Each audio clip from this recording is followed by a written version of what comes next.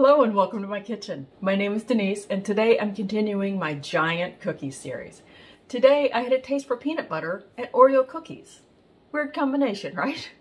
Well, I decided to write it into a giant cookie to see how it would turn out. I'm bringing you along with me today to experience my latest concoction. This should be a thick cookie with the peanut butter acting as a surprise inside. The variations and combinations are endless with a surprise inside cookie, and we'll do more of these in the future. But for now, let's bake. I have my stand mixer fitted with a paddle attachment here. Let's get started by creaming together the butter, shortening, granulated sugar, and light brown sugar. This step takes 2 to 3 minutes. Here I'm scraping down the bowl to make sure the ingredients get fully mixed together. You don't want some of them to be mixed thoroughly and others to be on the side of the bowl and not get mixed. Once the mixture is lighter in color and fluffy in texture, then I add in the egg and I mix it until it's fully incorporated. The next step is to add in the vanilla extract and mix it to incorporate.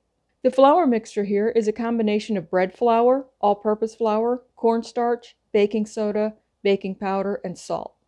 I add it in 2 batches, mixing it until it is just combined each time. It's important not to overmix it at this stage because the flour will start to form gluten, which can cause the cookies to become tough. Now, the reason I use bread flour in this cookie is because bread flour has a higher protein content and it will yield a higher cookie, a taller cookie with more structure. That's why you want to use bread flour. Now I turn the dough out onto a parchment-lined baking sheet. I use a baking sheet because I know I'm going to have to put this dough into the freezer to let it chill. Because it's so delicate, I don't want to move it off the parchment paper after I combine everything in this step. So here I'm flattening out the dough and dividing it into 4 equal portions.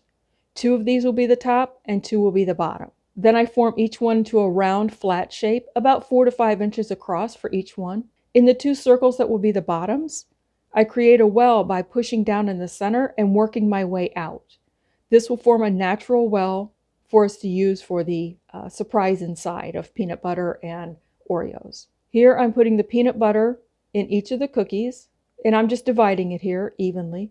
And then I top the peanut butter with about a 1/4 cup of crushed Oreos into each cookie.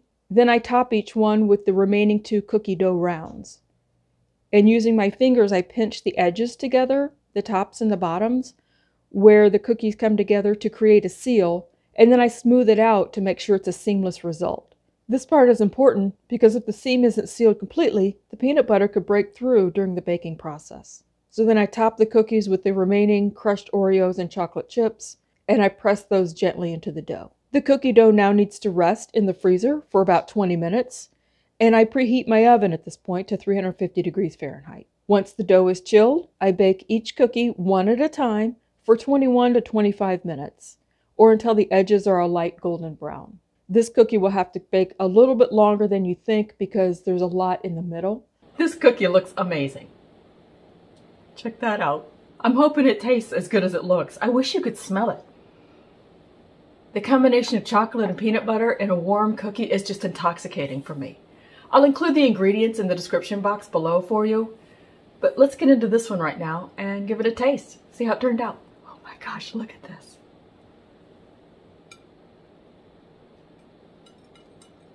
The topping is going to fall off a little bit, but look at how thick those are. It looks incredible.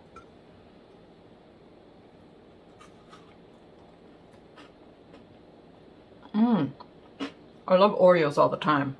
I need some milk with this. The chocolate chips, as you can see, are still melty and gooey. This is still very warm from the oven. The peanut butter has a nice richness to it.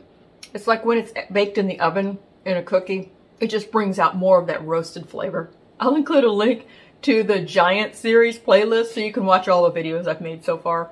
If you have any suggestions for other varieties, just leave me a comment.